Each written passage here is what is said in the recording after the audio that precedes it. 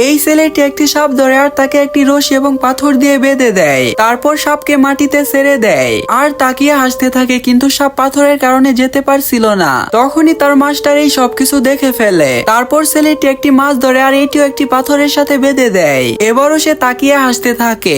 রাতে যখন ছেলেটি ঘুমোচ্ছিল তখনই বুড়ো লোকটি তার পিঠে একটি বড় পাথর বেঁধে দেয়। পরের দিন সকালে ছেলেটির উঠতে অনেক কষ্ট হয়। সে তার মাস্টারকে বলে যেন তার পিছন থেকে পাথর খুলে দেয়। তখন মাস্টার বলে যদি সাপ এবং মাছকে মুক্ত করে দেয় তাহলে তার পিছন থেকে পাথর খুলে দিবে যেগুলোকে সে বেঁধেছিল।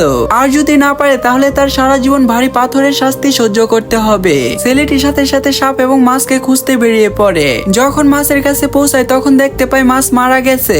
তখন তার ভুল বুঝতে পারে আর মাছকে কবর দিয়ে দেয়। তারপর সে সাপকে খুঁজতে একটি পাথরের উপরে উঠে।